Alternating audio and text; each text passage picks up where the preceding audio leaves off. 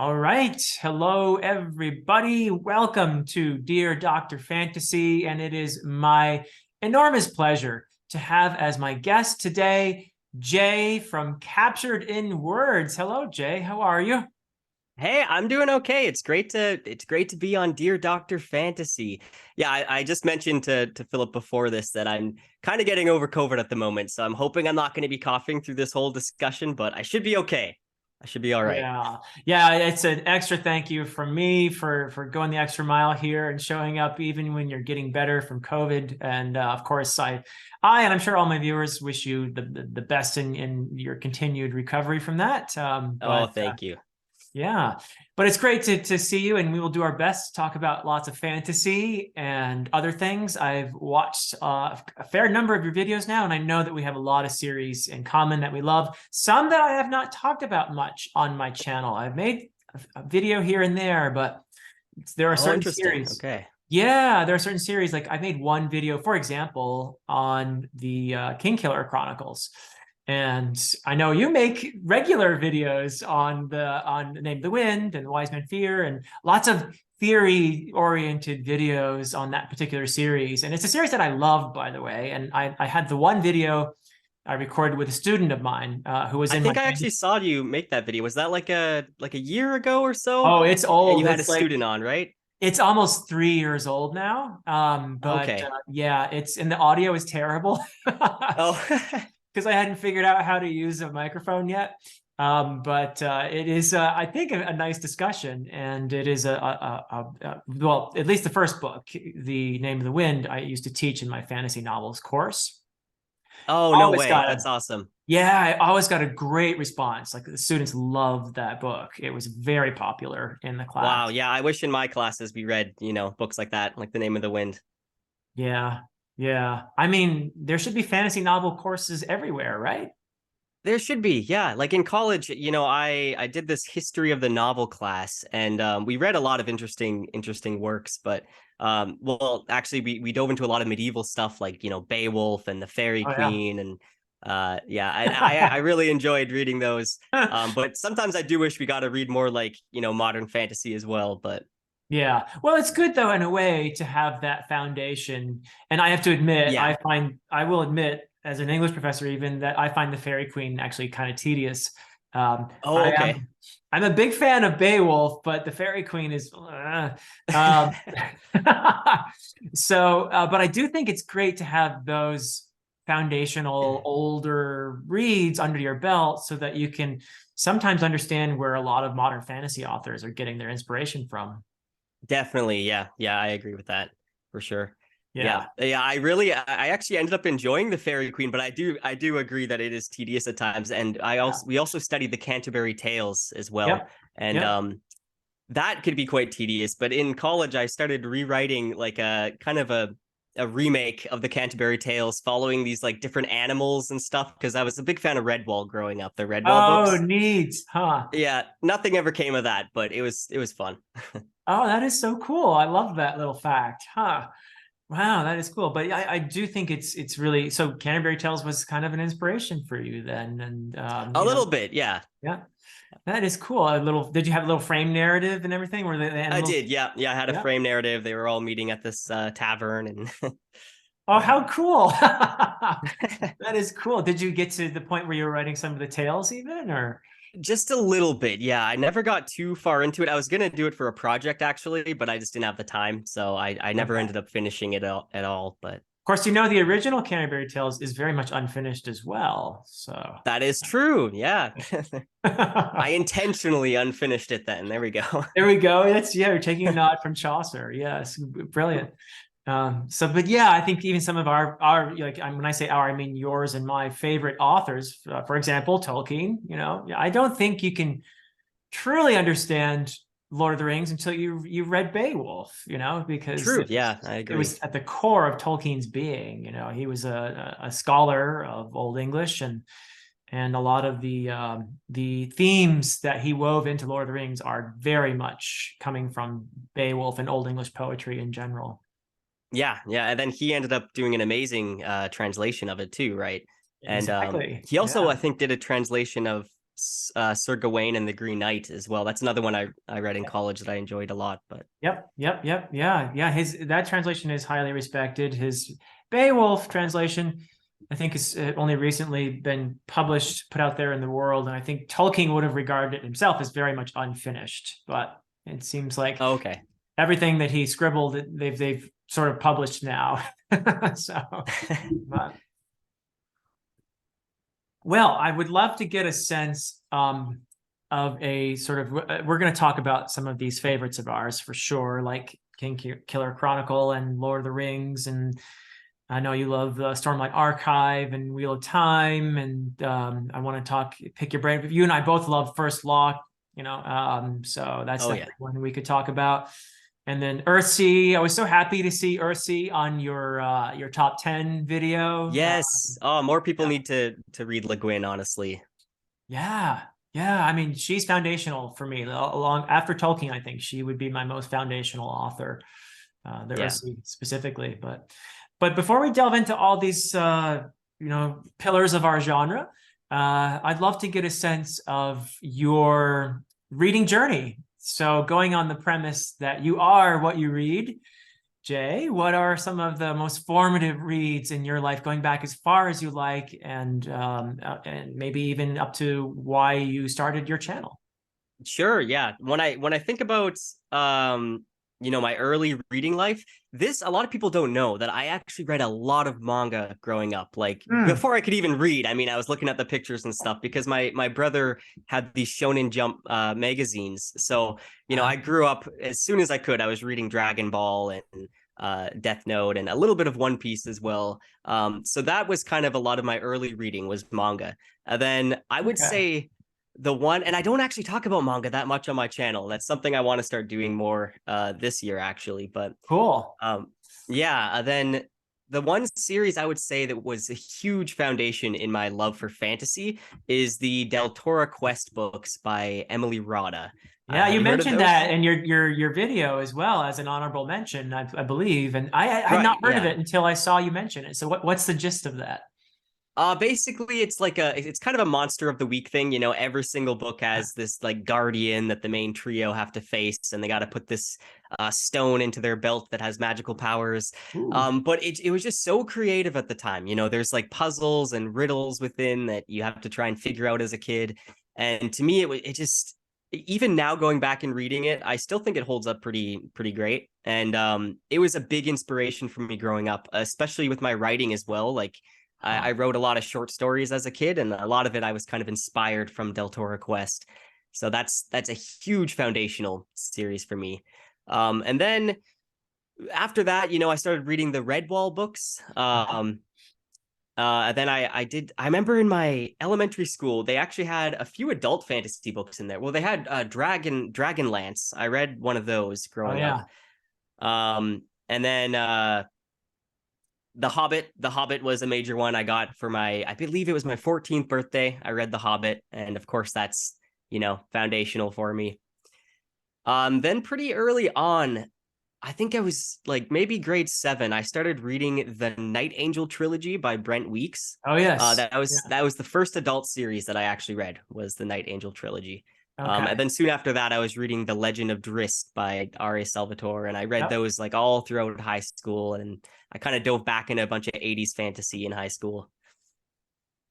Nice. Very nice. So high school years, you continue to read. Now, are you one of those individuals? I talk to a lot of people with this question, and I would venture to say something around 90% of the people I talk to tell me something like, yeah, I read fantasy all through high school. And then I got to college and I stopped, because I had to do this and that. And I had to be serious for a while. And then, so what happened with you when you got to college?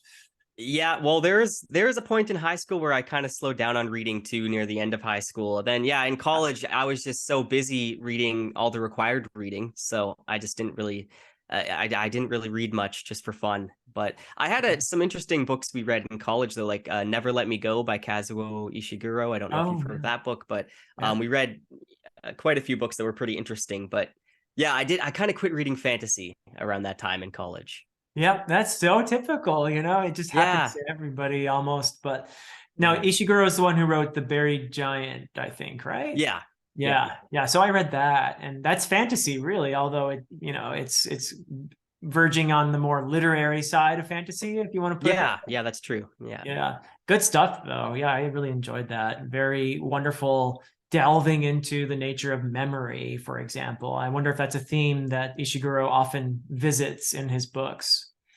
Yeah, yeah, and Never Let Me Go. It's got a bit more of like a sci-fi twist to it, but it does. I think memory is kind of a big theme as well in that. Okay, cool. So what got you back into fantasy then, if college was sort of a drought in terms of your fantasy reading? Well, let me think. I started watching BookTube, and I created my BookTube channel actually when I was in college. So I guess I was reading a little bit at the time, Okay. just some like young adult stuff. So but then I just got so busy with it. I was still watching BookTube though, so I got all these recommendations. And then I went out and bought a bunch of books that I wasn't able to read because I was just too busy at the time. But I had, all these recommendations from watching BookTube. And that kind of is what got me back into reading, I think, was BookTube. But the thing with BookTube. Wow. yeah, I think so. And for me, what like growing up, I moved around a lot as a kid. Like I went to 6 different elementary schools, Oh wow, and that is a lot. Yeah. yeah, I mean, my family moved all around the province. We've always lived in Canada, but I've always lived in British Columbia. We moved all around British Huh. Columbia, That's a and beautiful place to be. I've been through it. I used to live in Washington State myself. So oh, really? Okay. yeah, your neighbor to the south. Yeah, Yeah. I think British Columbia is beautiful. I love it here. Yeah. It sucks that it's the most expensive, pretty much, province here in Canada. So that's Yeah. really unfortunate. But yeah. So I moved around a lot as a kid, and I always had to be the new kid at school and Yeah. had to meet new people. And there was a time when I felt like I was a little bit more outgoing, but then because I had to move around so much and like meet new people, I kind of became more of an introvert. And books were Yeah. always there. Like books were the thing that was kind of always consistent. I could always continue the same story I'm reading, even when we move around a lot. Um, Yeah. Yeah. They're so solid, dependable friends, books are. Yeah. And yeah, I can 100%. relate a lot because I also moved a lot. I was an army brat when I was a kid. I was born in Vermont to parents who were both from Vermont and eventually returned to Vermont, but I did move around a lot as a kid too. Oh yeah, yeah. Yeah. So eventually it was comic books for me. I don't know if manga was a thing. I don't think so when I was a kid, but do you know that? I mean, I was a kid in the 70s and 80s. Yeah, So I'm sure it was. I just think it probably wasn't that, mainstream. it wasn't as But popular over here, I guess. yeah, yeah. But anyway, yeah, I read American comics as a kid, and that's eventually led to fantasy reading as well. But yeah, and I can remember just like leaving the school when I wasn't supposed to leave the school, but I just ignored that. And I was I was a pretty good kid, so nobody said anything to me. I just would leave and I'd go to the PX. That's what they call it on a military fort. Is basically where you just buy stuff. Oh And yeah. I would go in and buy comic books and read them during my lunch. So, So what type of comic books? What were like your favorites? oh, I used to read mostly Marvel, but some DC. Okay. And my favorites were definitely, to judge by, I still have them. So if you were to look at my piles of comic books, you'd see a lot of Spider-Man Oh yeah. and a lot of X-Men. Those were my two favorites, for sure. But I had just lots. I mean, you name it, I probably had some of it. But yeah. Yep, it was my first real love of reading was comic books for sure. Yeah. Yep. Wow, that's awesome. I feel like we're kind of the same in that way, but for me it was manga. But that's pretty Yep. cool. Yeah, I Yep. did get into comic books a little bit, not too much, but I had a few like Spider-Man comics, a few Batman comics, but Nice. Yeah, Batman's good too. That's DC, which I will I'm not like Marvel's the best and forget DC. I'm actually I loved yeah. both, but I did collect a lot more Marvel than DC. So Oh yeah. yeah. So that is awesome. And then you said you started the channel when you were in college. So I guess was that something that you just saw some other booktubers and you thought, you know what, I think I could do this? Or what motivated you to just go for it? Yeah, I'm trying to remember now if it was just before college or during college that I started it. But yeah, I saw a lot of booktubers and I mean, really, I always knew I wanted to be a writer, so I figured Yeah. I should just try and start something that, inspires me to write more and read more. And Yep. I thought getting involved with the community and, talking about books is probably the best way to do that. Good So I think, decision, as it turned out. yeah. Yeah. Yeah, for sure. So you always wanted to be a writer, you say. Yeah. Do you remember how old you were when you said to yourself, "I'm going to be a writer"? Is this something that's just been always with you? Can you Honestly, it's I remember my mom told me, I guess when I was little, I was, drawing stories on the shower, like in the when it what do you steamed call it? up? In the steam, yeah, like in the Yeah. steam, I was Yeah, like yeah. writing a story. So I've kind of always wanted to be a writer. I mean, I would always write little stories, and my sister would get me to like tell her just improv short stories to her all the time. So I've Oh, kind of always neat. wanted to be a writer. Yeah, yeah. Huh. Unfortunately, I feel like I didn't put I never really put enough time after high school into really trying to hone my writing craft, and now that's what I'm trying to do at the moment. But Yeah, well, I think you're doing a good job from what I've seen. I watched your recent video where you talked about 15 things to avoid as a writer, and I thought you had some great advice in there.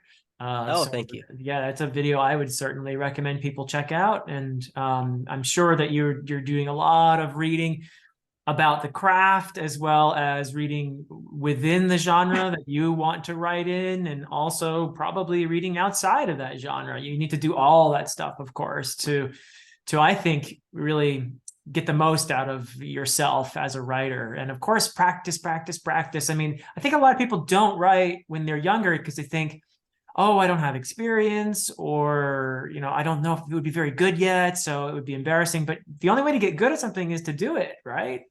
Exactly. Yeah. Yeah, that's true. Yeah, I just watched today actually your sneak peek of your book. Oh Is it yeah. The Way of Edan, right? Yes, the way of Dan. Yes. Yeah. Yeah. Yeah. I'm very excited for that. The sneak peek was really interesting. I can't, you started off with talking about silence and being a big Yeah. fan of the King Killer Chronicle. That's a pretty good sign. Yes. So, Yes. Yeah. yeah, I'm I love excited. that the three silences, that beginning to the Name of the Wind is just brilliant. Could Yeah. reread that beginning over and over. I've read, by the way, Name of the Wind probably 4 or 5 times. Oh, Uh, really? Okay. yeah, because I did teach it for my class. Now it's been a few years since I've read it, but I have read it 4 or 5 times. I feel like I know it pretty well. The Wise Man's Fear I've only read twice, but Oh, me too, actually. I've only read The Wise Man's Fear twice. okay, good, good, good. Yeah. Everybody assumes I probably read, The Wise Man's Fear like 8 times or so, but really I keep going back to like certain passages that I'll Uh-huh. reread. But I haven't reread the full second book only 2 times. But Yeah. yeah, Cool. And as I said in the beginning, you have all these cool videos with theories, and it is a series that is conducive to kind of theories, because you feel like there are these hints in there that Rothfuss is dropping, and that are going to come to fruition much later right. on. There's a lot of mystery, I think, woven into those books, isn't there? There is, yeah. That's one thing I love about the series so much is that you think you're getting the full story, but then when you actually focus on it, there's so much going on in the background. There's so many things Yeah. interweaved. There's stories within stories, and there's so much foreshadowing that he puts in there that I just find incredibly interesting. Yeah, so true. And going back to Chaucer again, Canterbury Tales with the frame narrative, you get that in Killer. And Yeah, also, true. I don't know how reliable this narrator is. I don't think very. Yeah, Yeah, yeah. I think that's something a lot of people don't notice too, that there is an unreliable narrator in this story. Yeah, lots of, in fact, there are layers of stories within story within story, because not only do you have the frame narrative, but you have the story within the frame narrative, and within that story there are lots of other examples of storytelling, Right, yeah. including song, right? I mean, which I think Rothfuss handles really beautifully. Oh, I think so too. Yeah, the way he writes music, honestly, that's one of my favorite things about the King Killer Chronicle, because I've never read a book really that captures music like so well. Or the feeling of music, I think. You know what Yeah. he's done? I don't even know if how musical Rothfuss is. And if he's not, he's done a brilliant job of convincing me that he knows what he's talking about. Because I think what he's done is I've reread those scenes where, and by the way, they bring me to tears. I mean, these scenes are just so powerful. I think you probably know the scene Oh that yeah. really gets me that is Yeah. related to music, but there are a couple. But anyway, I think he does a brilliant job of describing the reaction of the other people who are present while the performer performs. And Right. it's their reactions that clue us in as to how to feel about this music. And Rothfuss does this very skillfully, I think. What do you think? Yeah, that's true. Yeah, and I heard apparently he doesn't play any musical instruments or anything at all. So Really? Huh. yeah, yeah, I think that is true. It's more so about the reaction, the feeling that you get from playing the music. But Yeah, yeah. he's really skillful at evoking that emotional response from the other characters, from the principal character, the narrator, and from the reader as a consequence. It's just all really wrapped up so beautifully. Something very Dickensian about The Name of the Wind too that I really like. It is a kind of coming of age story, but in the earlier portions, there's a lot of sort of David Copperfield kind of vibes going on. Oh yeah, kind of like Oliver Twist, just Oliver the Twist. Yeah, yeah, so much stuff he goes through. Yeah, yeah, yeah. it really pulls at your heartstrings. It's so many parts in the story. He goes through so much crap. And that's one thing I never understand when I hear some criticisms people say that the character is like, too perfect and that he doesn't Hmm. have much flaws and all and stuff like that. But I feel like he has to go through a lot and he messes up a lot as well. I mean, most of the problems in the story are his own cause for the most part. I agree, and I think this character's too perfect criticism would also probably have to ignore the fact that, like we said, he's an unreliable narrator, right? Right. Yeah. He's got a bit of an ego too. He brags Yeah. and yeah, he's got a bit of an ego. So yeah, But I found too that every time you see a big ego, there's something fragile behind it as well, I think. for sure. Yeah. Yeah, I think so too. I think he's definitely a person that's been hurt a lot in his life as well. Yeah. Just everything he went through in Tarbien and yeah. Yeah. Yeah. Oh, for sure. Yeah. Oh, is that how you say it? I've always said Tarbine. Tarbien? Oh, really? I don't Yeah. know if it's I think it's Tarbien. I like your Uh, pronunciation better, frankly. So, whoops. Okay. Yeah. Froze for a yeah, second. sometimes I get the pronunciations wrong myself, but Yeah. I'm going to yeah. go with your pronunciation there because I think mine was a little silly. So, well, awesome. So, any other, like, would you say formative reads before we just keep talking about other fantasy that we didn't get to mention when we were talking about your reading journey? Well, I think after reading Del Toro Quest, that's when I got into reading, the Percy Jackson books. That was a Oh, huge one yes. for me growing up. Percy Yeah. Jackson and the Olympians. Yeah, Yeah. and then from there, I read The Golden Compass and the Oh, Harry excellent Potter books. trilogy. Harry Yep. Potter. Yeah. Okay. Good. Yeah. Harry Potter, I actually didn't get into until like I had watched, oh, I don't know how many movies now, but I went to the movie theater every time and I watched all of the movies up until I think maybe it was like the fifth one or so. And then finally I decided to read the books because I was Yeah. very naive. I thought if I watched the movies, I didn't need to read the books. So at the time Uh-huh. I was very naive. I didn't know the books could be better. Yeah, I think they are. The first movie is the closest to the book because it's a short little book, and then they get further and further apart as the books get longer. I think they couldn't include everything from the books and like Yeah. the films. I think, yeah, I still really love the films, but yeah. yeah. So yeah, then I got into reading Harry Potter and I mean after that I think I did mention The Legend of Drizzt. I read that a Yeah. lot in high school and I felt like I could really relate to the character Drizzt. Have you ever read any of those books at all? You know what? That's a huge gap for me. I have not read Okay. any Drizzt books, but I eventually will, and I think they'll be fun. Yeah, yeah.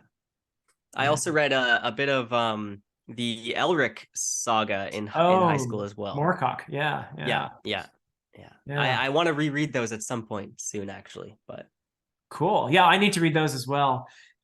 So a lot of the other stuff you mentioned in your videos, then I'm assuming is stuff you started reading after starting a YouTube channel. So stuff like Memory, Sorrow, and Thorn, for example, or Yes. Lies of Locke Lamora, those kinds of books. Have you progressed in the Gentleman Bastards yet or not? No, I've only read the first one still. Okay. Yeah, I know I need to continue with those at some point soon, but yeah, I still rank, the Lies of Locke Lamora as one of my favorite fantasy books of all time, even after, not having read the others yet. But Yeah. I do want to continue with that series. And then same Memory, Sorrow, and Thorn. There's more books after the main trilogy, right? I think it's Yes. So or trilogy, if you will, you still want to call it that, tetralogy. yeah, yeah, It is called a trilogy, yeah. but yeah, I believe that he has written more books. I've only read the original trilogy, Memory, Sorrow, and Thorn myself, but he's written more Austen Ard books for sure. Yeah. Okay, yeah, yeah. At some point, I do want to continue and read more of the Austen Ard books, but Yeah. that's another favorite series of mine is Memory, Sorrow, and Thorn. Awesome. And you mentioned this guy, people might have heard of him, Brandon Sanderson. Oh yeah, yeah. People may have heard of him. He's up and coming author. Yep. I think he's got some potential there. Yeah. So, but you mentioned Stormlight Archive is pretty high in your ranking, and Mistborn also a series, and I've read Mistborn, the original trilogy, and I need to catch up with Stormlight Archive. I've only read the first three so far, but I would Okay. catch up before book 5 comes out. And so, yeah, would you call Sanderson a pretty formative foundational author for you? Oh, definitely. I would say, people always ask me what my favorite series is, and because everyone thinks it's the Kingkiller Chronicle, and I would say the Kingkiller Chronicle means the most to me out of all the books, all the series I've read. It means the most to me. But I think my favorite series might be the Stormlight Archive. It's hard for me to say. It's always changing. But I love so much, like, just so many creative things at play, the shard plate, the shard blades. There's just so much I think is awesome about it. But yeah, definitely Sanderson was a big step with my YouTube channel, I feel like, because for a long time I was just reading a lot of these popular young adult books that were talked about on YouTube. But then I decided to try out Mistborn, and I feel like that kind of got me back into adult fantasy and down that route. But wow, yeah, it's so interesting because I also, because I've asked this question to 30 some odd people now, and Mistborn is one that comes up again and again and again as a series that brought people either into fantasy or revived their love of fantasy. Like Patrick Leo famously has said, Mistborn is what got him into fantasy. A lot of people, Mistborn seems to be like one of those reads for at least people born after a certain generation. For me, it was definitely, although Tolkien wasn't my first fantasy author, Lloyd Alexander was, the Chronicles of Prydain. oh yeah, right. Yeah. But then it was Tolkien that really just made me a fantasy nut, I would say. But that Mistborn seems to have done that for a lot of people, I think. Yeah, I at the time I remember I was kind of in a bit of a reading slump, and I picked up Mistborn, and I just heard the main premise. I forgot who mentioned it, but I remember hearing it in a YouTube video, just the premise, and I thought I would give it a read. And yeah, it kind of revived my love for reading just in general. And Cool. shortly after that, I started the Stormlight Archive, which I ended up, enjoying even more than Mistborn. Yeah. And right now I'm actually trying to catch up with the second, the second era of Mistborn. I just finished, since I've been sick, I just finished the Bands of Mourning, so I need to move on now to the Lost Metal. Oh, wow. Well, good luck with that. Now, are you a Cosmere reader? You've read pretty much everything in the Cosmere? Yeah, pretty much everything else I believe I'm caught up on in the Cosmere. Yeah. Wow. Okay. That's a lot of that's a lot of books. Yeah. So you get all those little Easter eggs that are in the Stormlight Archive that I feel like I bet this is an Easter egg, but I don't know what it is because I've only read Mistborn and Stormlight Archive. But Oh yeah, there's especially when you get to like Rhythm of War, there starts to be so many Easter eggs. It's almost at the point where I feel like, okay, well, you need to stop reading and go back and read the other things now. Before you continue with the Stormlight Archive. But well, I'm just going to plow through it. But I feel like Sanderson is the very best at, and this is going to sound almost cliche, but magic systems. But I want to explain what I mean there. His when I say system, I really mean what he calls hard magic, and which is sort of his sort of, I guess that's what he's known for, right? But what he does, I think, skillfully is he doesn't just give you a complicated magic system. He makes it part of the plot. That's what I think he does skillfully. And that's important because it is a journey of discovery for both the characters and the readers, right? You're discovering how this magic works along with the character. And Right. that's, Yeah. at least in Mistborn and in Stormlight Archive so far, that's all I know. But that seems like the Sanderson thing to do. Am I right? Yeah, I think for sure. And also, the magic systems play a huge part in the world building in general. Like, each of those magic systems, they have such a huge role in the world. Like in Mistborn, metals are such a big part of the world and the lore and everything. And same within the Stormlight Archive. Yeah. Yeah, I think he's incredible at developing his magic systems. And Yeah. yeah. And weaving them into the plot, making them an integral part of the story. I think that's really cool and probably not easy to do. I would guess it would take a fair amount of planning, but and he seems like a pretty organized guy. So Yeah, I definitely don't think he's a pantser. I think he's a planner for sure when it comes to writing. yeah. Yeah. Yeah. Well, we also owe him big time for the completion of another series that is a favorite of yours and one that I've read and mentioned in top 10 videos myself, and that's the Wheel of Time.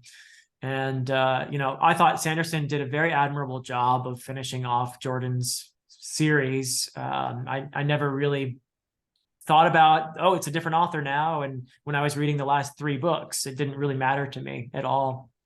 But I don't know. Yeah, Have you I felt? actually I haven't finished Wheel of Time yet. Oh, that's yes. You said you were at book 6, I think, when you made the Yeah, I'm at I believe I'm still at book 6. I haven't finished it yet. I consider it one of my favorite fantasy series, but I'm really bad with series that are that long. yeah. Because I want to read other books. I want to read something else. I always need to like change my pacing kind of. So Yeah. I'm really bad with following through and finishing these huge series. I know I'm going to finish The Wheel of Time. I want to read Malazan after that as Oh, well. cool. Yeah. But Yeah, we'll yeah, talk it's about always a Malazan difficult. anytime you want. Okay. Yeah, it's always a very difficult thing for me to finish a series that's, it's 14 books long, and I want to talk about other books on my channel and stuff. But yeah, I'm loving The Wheel of Time. I actually just finished the 6th book, so I'm moving on to the 7th now. Okay. And Yeah. right now I'm listening to the audiobooks. I seem to be getting through them faster Yeah. listening to those, but Cool. Yeah. No, I think it's perfectly legit to put a series among your favorites if you've read 6 books of it. I did that with Realm of the Elderlings. I made that actually my number 3 spot. So I then only read the first 2 trilogies, the Farseer, which I know you've read, and yeah. the Lifeship Traders. And now I'm actually reading the 3rd trilogy. Finally, I'm getting to the rest of Realm of the Elderlings this year. Oh, is that the Tawny Man? Is that the Yep, Tawny Man. Okay. Yep. I'm Right. just kind of getting close to finishing. By the time this video is out, I'll have finished the first book in Tawny Man, which is there's so many. It's Fool's Errand. Every other book is Fool something or other. Oh, right. So it's Fool's Errand, and I'm loving it. I can't tell you how much instant nostalgia I felt while reading this book. Oh, yeah. It's incredible how connected Hobb can make you feel to her characters. What would you say is your favorite Realm of the Elderlings, series so far? So Is it far, the Tawny Man? well, I have to say that I'll reserve judgment on Tawny Man until I finish, but I won't. It wouldn't shock me if it becomes my favorite. But I will say that I really loved Farseer. I thought it was great. And, when I had read Farseer, I didn't rank series or anything like that. But the first time I did rank them, I thought of it as right close to the top 10, but top 15. And then I read Lifeship Traders, and that launched Hobb into the number 3 spot for me. So that tells you something. Oh, really? Okay. Yeah, Yeah. I've heard so many people say that Lifeship Traders, is like it basically made Robin Hobb their favorite author. So I sometime this year is when I plan on continuing with Lifeship Traders. So I'm pretty Cool. excited for that.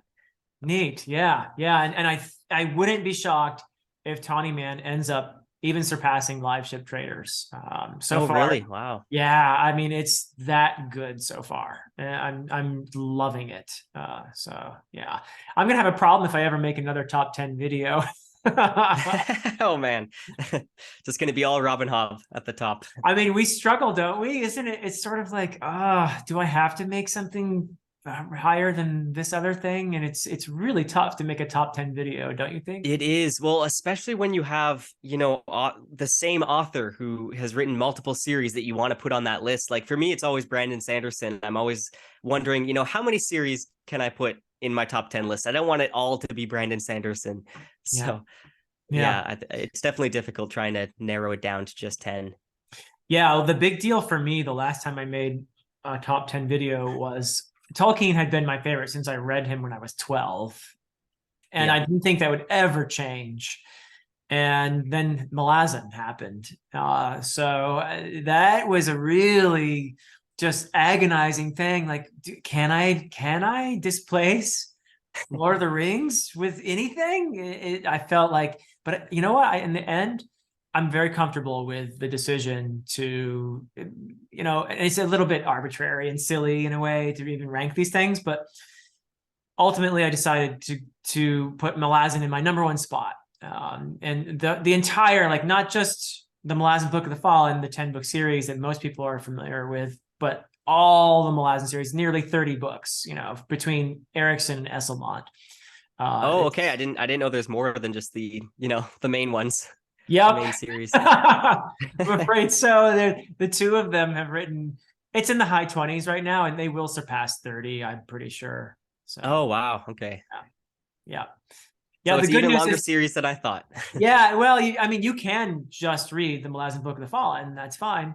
But you will have a lot of questions answered by reading the other series as well. Okay. So, Yeah, I know a lot of people that that know my reading taste. They always recommend. I don't know if it's pronounced Malazan or Malazan. I don't know. Oh But yeah, no, it's fine either way. And even Steven okay. Erikson is totally chill about people pronouncing it however. But as a guide, it's like I live in New Jersey, so I would be considered a New Jerseyan, right? Or the Romans, you're from Rome, you're a Roman. The island that the empire was founded or began in, it was called Malaz, so it's Malazan. Oh, Malazan. Okay. Yeah, Malazan is the but she is so used to people saying Malazan or whatever, so it's fine. Right. But yeah. Yeah, I know so many people recommend, I'm just going to say Malazan because I'm so used to saying that. That's But so many fine. people recommend Malazan to me because apparently, it has so much depth to the world building. And Yes. Oh my that's something goodness. when I'm finally finished the Wheel of Time, I would like to start Malazan for sure. Yeah. Oh, cool. Yeah. No, it is a world that Ericsson and Esselmont built while gaming, and there's years and years of gaming. And some of the books basically are based on some of the gaming. They also went in different directions and obviously developed them into novels and that sort of thing as well. But they created a lot of those characters and stuff. And that, I think, is some of the secret to the depth of this world, is that they spent years together gaming it. And also, a lot of the characters form these duos. Malazan is famous for its duos. And that's probably stemming from the fact that Erikson and Esmont were gaming together and riffing off each other constantly. And Oh, that would make sense. Yeah. yeah, there's this shared humor there that is really just brilliant. So yeah. But I hope you'll love the series whenever you get to it, and feel free to reach out and if you have any questions or anything or just want to talk about it anytime, feel free to reach out. For So. sure. Yeah, I'm pretty positive I'm gonna enjoy it. I did read probably around 5 chapters or so of the first book a few years back. Oh, you And did? Okay. yeah, well, actually, it was when I was in college, and that's when I had to put it down because I was just too busy. But Wow. I really enjoyed what I did read, so I know it's one of those series I know is probably gonna end up being one of my favorites once I actually get to reading it. But Yeah, it's incredibly just moving, and by the time you get to the crippled god, invest in some good hankies. okay. I had to Yeah. already with Farseer, so Yes. Oh my goodness. Yeah. Hob can tug at your heartstrings. Yeah. oh yeah. She's so good at that. But yeah, I mentioned the first law books. Now, have you Yes. read all the first law books yet, or how far are you No, with actually, that? I still need to read some of the standalones. I read the main trilogy, and I Okay. read Age of the Madness. first two, Age of Madness, and Okay. oh wait, no, I did read the third one as well, Wisdom of Crowds. But I need to go back and read the standalones, which I know I was supposed to read before the Age of Madness, but Yeah, I mean, you would. It's a little bit like the Cosmere thing, you know. You would have gotten some nods. You would have gotten some. Okay, I know where that character's coming from now because this happened in that standalone, you know. But I don't think right. it's like mandatory or anything. But yeah, if people were asking me for a recommendation, I would say, yeah, read them in publication order, you know. But you know, so. But yeah, I Yeah, love First Law. one thing I think that Joe Abercrombie does so well is just his humor. Yeah. It's incredible. Like for such a dark series, the amount of humor that's in it surprised me honestly because I haven't read like a ton of grimdark. I would say Yeah. that's like the main grimdark series I have read, but I was surprised at how much humor is in it. Yeah, I don't think anyone quite matches Abercrombie when it comes to humor. And that's what makes his books tolerable, actually, is that you have all these poor, broken, alienated, just, you know, disappointed people. I mean, Terrible and people you're terrible reading about. people. And it would be so depressing if it weren't so damn funny, right? I mean, Yeah, yeah, yeah. 100%.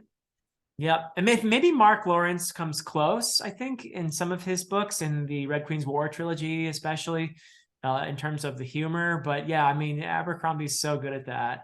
I love Mark Lawrence too, by the way. I think he's just brilliant. Have you read Lawrence yet?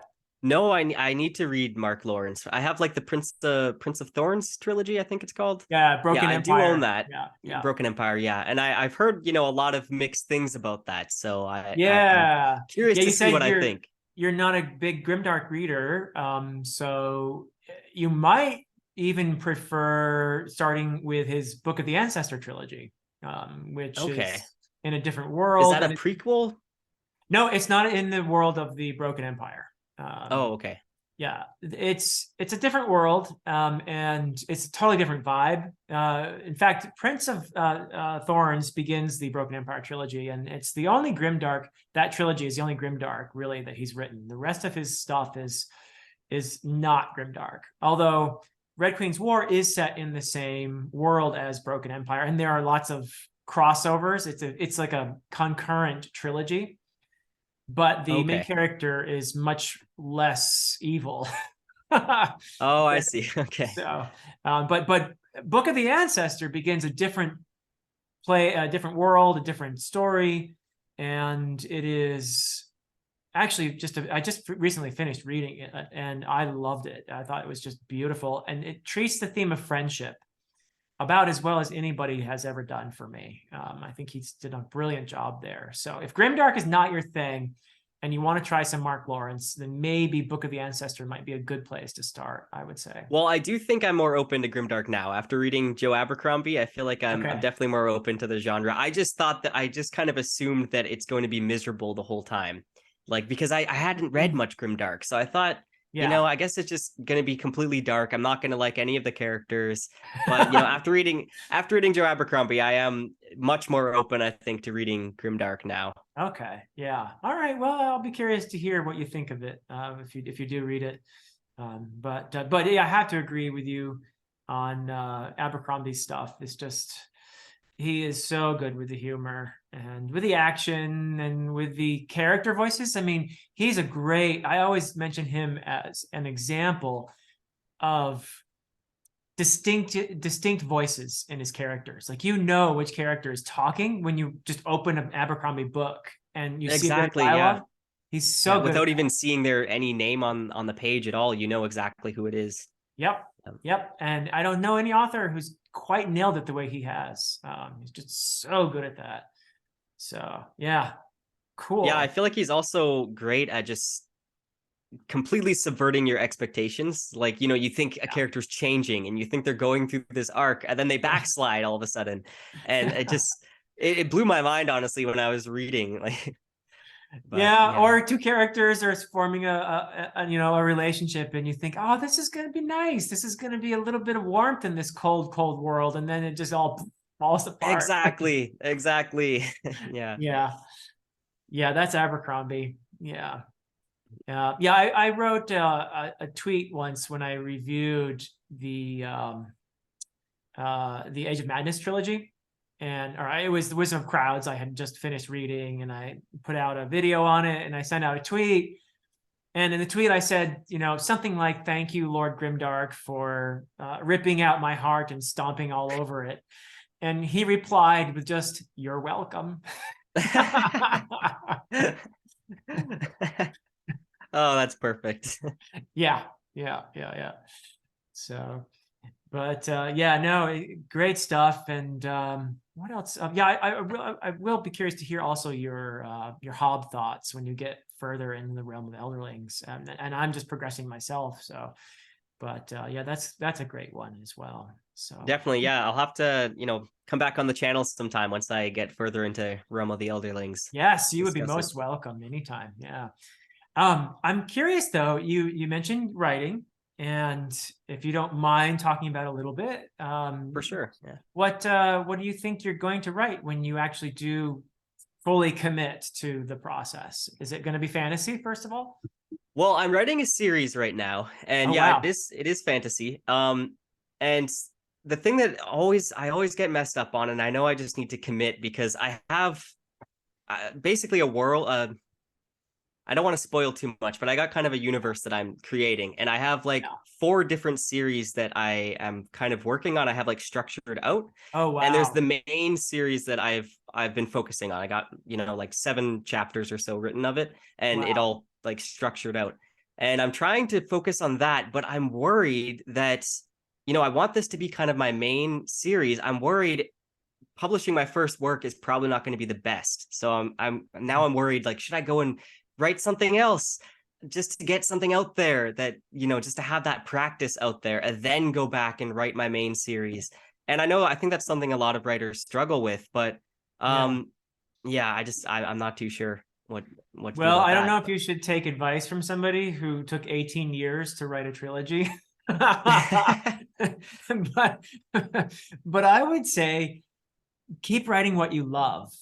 If you Yeah, love this story and it's calling to you, don't ignore it. Just throw yourself into it and let it that's happen. good advice. Yeah, Yeah. I think that's really good advice because I do feel Yeah. like this is the story that's speaking to me the most. So I've Yep. been trying to put all my focus into that. So I think that's what Yep. I need to continue to do. But Yeah. The story's calling you, man. You got to listen to it. Yeah. yeah, Yeah.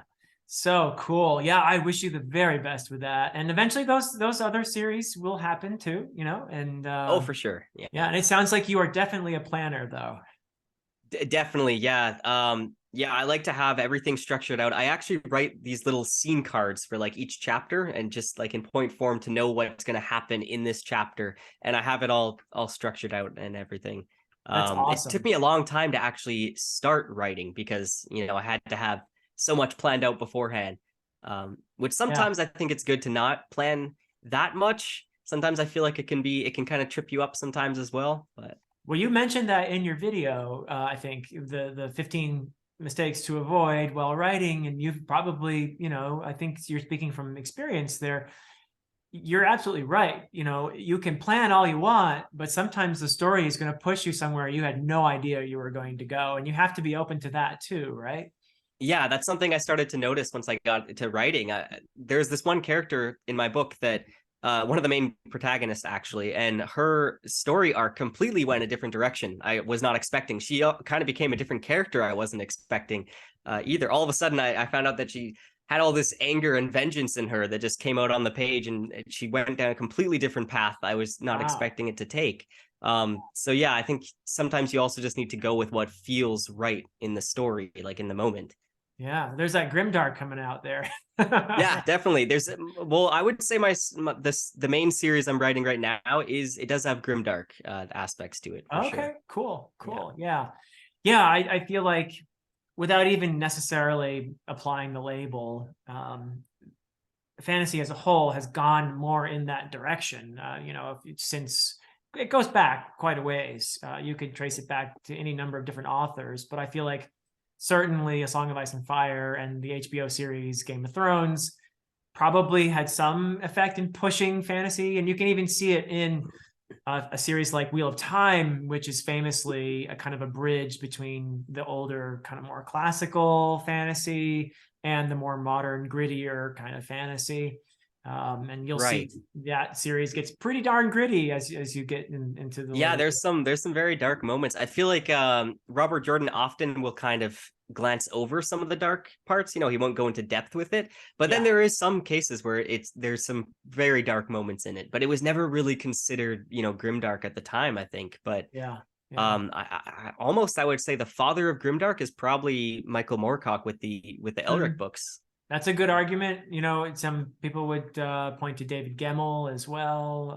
Yeah. But yeah, I mean, yeah, I mean, it's interesting debate, I think, to have, as to when it started and who fits under the umbrella, but and there's limitations to the usefulness of that label, but you can see a certain direction that, whatever you want to call it, I think his fantasy has gone in more than it used to be. So Yeah, for sure. Yeah. yeah, very cool. Another series you mentioned, it's not grimdark. This is not a good segue, but but it does have some pretty tough stuff in it, and that's the Broken Earth trilogy, by Oh, N. right. Jemisin. And I think that was among your honorable mentions, or maybe you had read. I don't know if you finished it or not. I believe it was my honorable mentions. Yeah, I haven't finished the third book in that trilogy yet. But Okay. that's a really interesting series, honestly. Like it just feels so fresh, I feel like. I But agree. I think N.K. Jemisin's doing some bold things. Like she's taking some risks in that, yeah. and famously, the whole second person thing and all of that, which is cool to me to talk about because I'm a geek and I like talking about things like that. But I think she pulled off something really cool doing that. It wasn't just a gimmick, in other words. It's something that is integral to this story. Just like with Sanderson making the magic system part of the story, N.K. Jemisin's narrative style is part of the Part of story. the story. Yeah. Yeah, Yeah, yeah. definitely. It doesn't make sense completely until you finish the trilogy.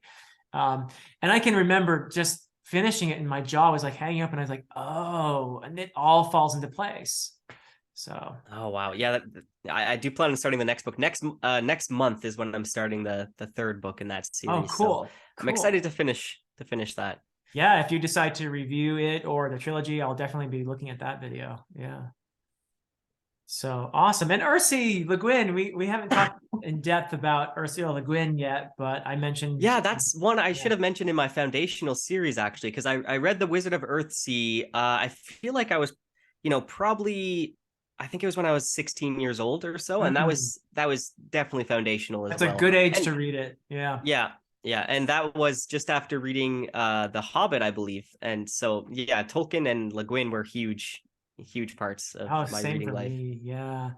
I love all the books in the Earthsea series, but somehow the Wizard of Earthsea is the one that I end up reading the most. It's short, and I also used it in my fantasy novels course, so it's the one Oh I yeah. definitely know the most. And I feel like something I've said before is that I feel like A Wizard of Earthsea may be one of the best books for treating the theme of acceptance of death that I've ever read. I just think it's so beautiful. It's all like a meditation. It's like a folk tale and a meditation at the same time, I feel like.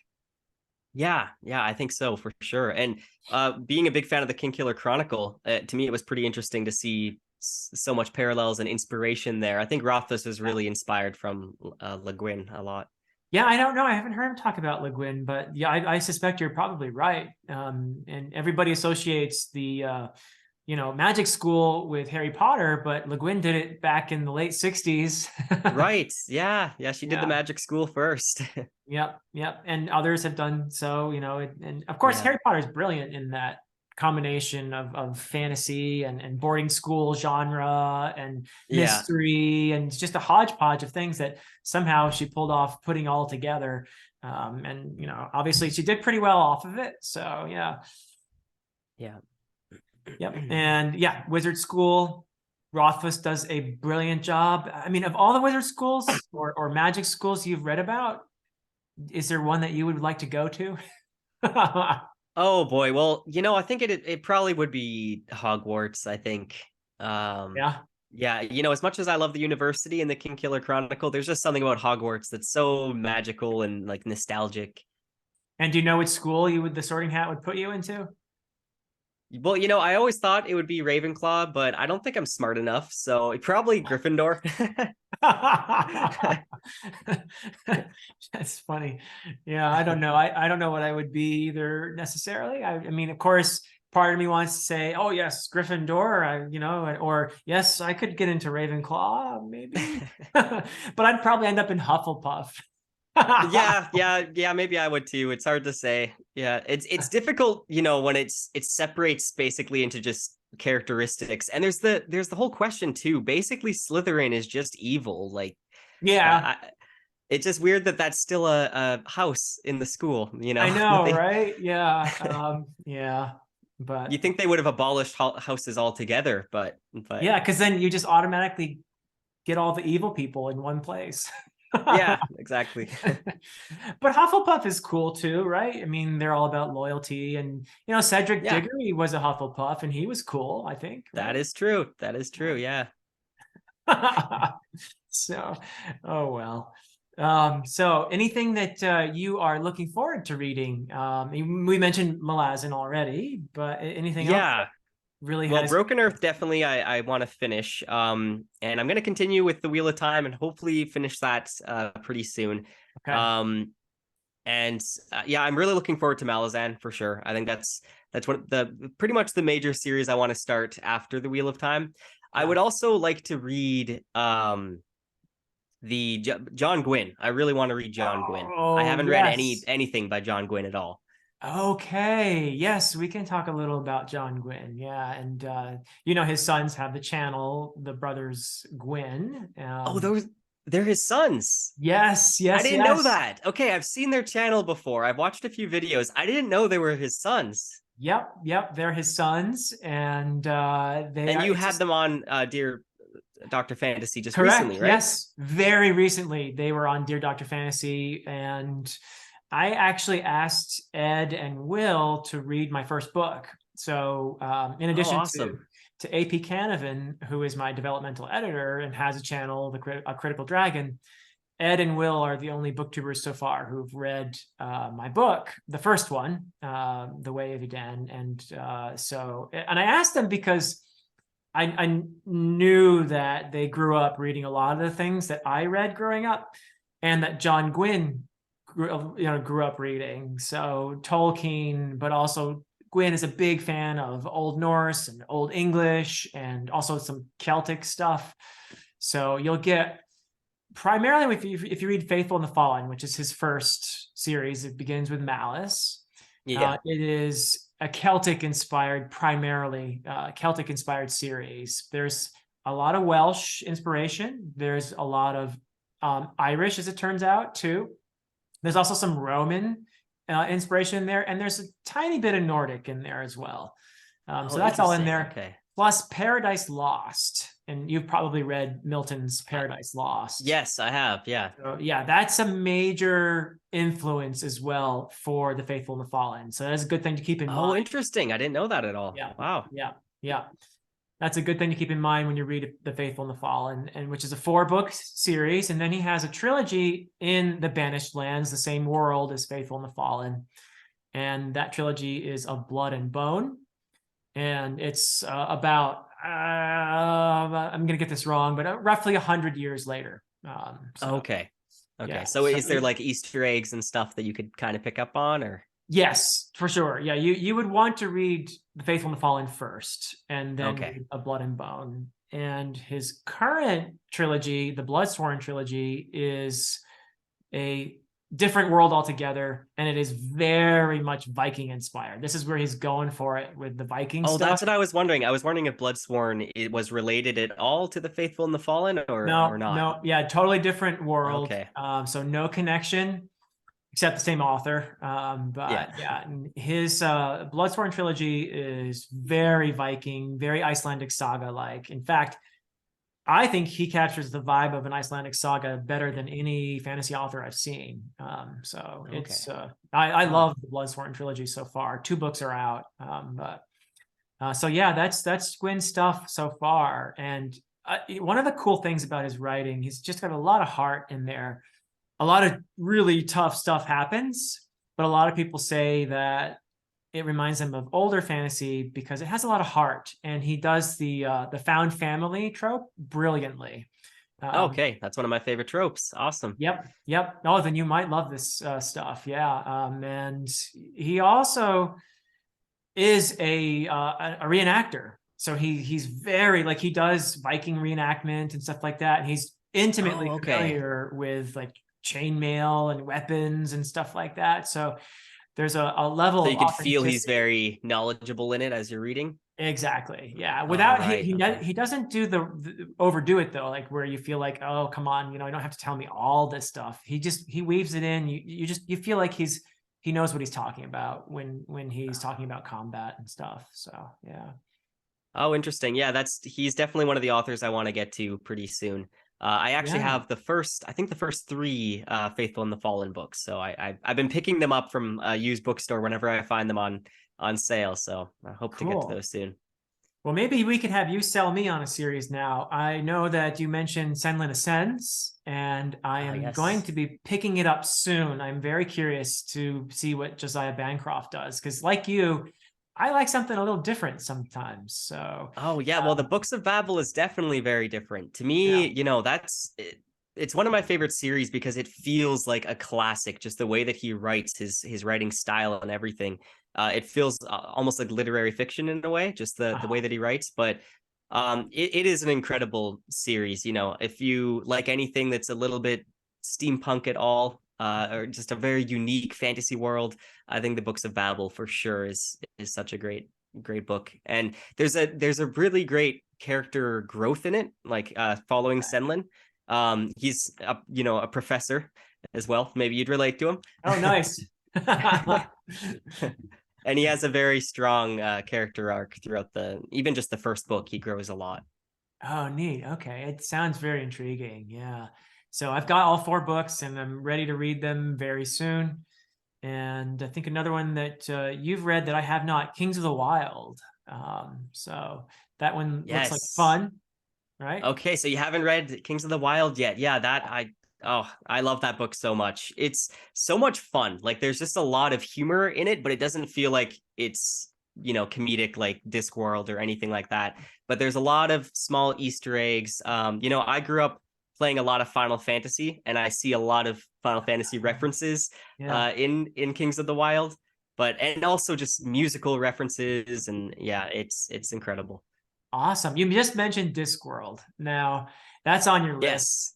And I've only read 4 Discworld books so far, which Oh, is which ones have you read? so I've read the first 2, The Color of Magic and The Light Fantastic. And I've also read the Guards, and fairly recently I read the first of the Witch books. What was it? Equal Rights. Oh, So right. Okay. I've got Mort ready to go, and I loved the Witches. I think the most, and so I think I'm gonna do after Mort. I want to read Weird Sisters. So Okay. that's where I am right now. So give me some of your Discworld knowledge, and what would you advise in terms of Discworld? Well, I always advise to start with Mort, but I feel like you already have your foot in the door. Like you've read so many Discworld books already. Guards is one of my favorites It's of all the wonderful. Discworld books. Yeah, Yeah, yeah. I love Guards. The Hogfather is another favorite of mine for a Christmas classic. I love the Hogfather. I would highly recommend that one. But yeah, the Death books are some of my favorites. I would say. I think Cool. my absolute favorite is Guards, which isn't the Death books, but I really enjoyed starting with Mort, and I would highly recommend those. I still have not finished all the witches books yet, but I do like those a lot as well. Okay. Yeah, I don't hear, I mean, I feel like based on what I've heard, I'm gonna love the death books. Yeah. I don't often hear someone say they're their favorite though. Like they're like a mandatory part of the series, but you might be the first person to say the Mort books are your favorite. So Yeah, I usually hear like Guards, I think is a lot of the people's City Watch favorites, the books, City yeah, Watch books. Yeah. yeah. But yeah, I really love Mort. It might just because it might be because it was like the first books I read in Discworld were the Death ones. But Uh-huh. Death as a character, I feel like Terry Pratchett just made such an amazing character with Death. Yeah. That I wouldn't expect, Death would be like one of my favorite characters in all of Discworld. Yeah. I will be very curious when you do your Malazan read, when you meet the god of death in the Malazan books. Oh yeah, okay. Interesting. Yeah, I'll Yeah. be interested in that as well because in the series I'm writing, there's kind of a personification of death as well. So, Oh, how cool. Wow. yeah. Huh. Neat. I feel like that was a nice little nugget to drop right there. Yeah. Neat. Okay. Yeah. So you'll be curious to see Erickson's take on death, I'm sure. Yeah. Definitely. Yeah. Yeah. Yeah. Awesome. Well, I don't want to press you too hard here because I know that you're getting over the COVID and you've been heroic in talking with me for so long, and I don't want to tax your recovering voice box there. So, but I'm just so grateful to have this opportunity to talk with you, Jay, and I hope this will be the first of many conversations to come. I would hope, someday would be awesome, and people are going to make fun of me for saying this, but if Doors of Stone ever comes out, you're going to be the first person I want to talk to about it. Oh, I would be honored to be on the channel to talk about Doors of Stone. Yeah. As soon as any news drops about the release date or whatever, I'm making Yeah. a video right away. And obviously, I'm going to be reading the book right away. So I'd be Oh, I happy will to buy discuss it it. day one. I'm going to be reading that too, for sure. Yeah, I'd be honored to be on the channel and talk about it for Yeah. sure. Well, hopefully we come up with something before that too. No. Yeah. And thanks for having me on the channel. It was great talking with you. Yeah, oh, it's a pleasure. And I'm sure my viewers all know who you are, but just in case there are a few out there who don't, go and check out Jay's channel, Captured in Words. He has a lot of great insights. He has some great, I really admire something that I'm just terrible at, and you're really awesome at. You're on the other end of the BookTube spectrum from me. Is your production value in your videos is really great. So my hat's off to you Oh, for thank that. you. Thank you. Yeah. Yeah, video editing kind of became something that I was very passionate about that I didn't know. I kind of had to train myself to video edit. But yeah, it Huh. ends up becoming like a passion of mine. Oh, so there's hope for me yet. So YouTube tutorials is key. Just watch lots of YouTube tutorials. I've seen a few. So awesome. Well, thank you so much again, Jay. This has been a real pleasure and a joy for me. It's so wonderful to connect with somebody who obviously shares a lot of my passion. And I wish you so much joy and fulfillment and success with your writing. I'm excited for whatever you're going to come up with there. Yeah, everybody check out Captured in Words. And until next time.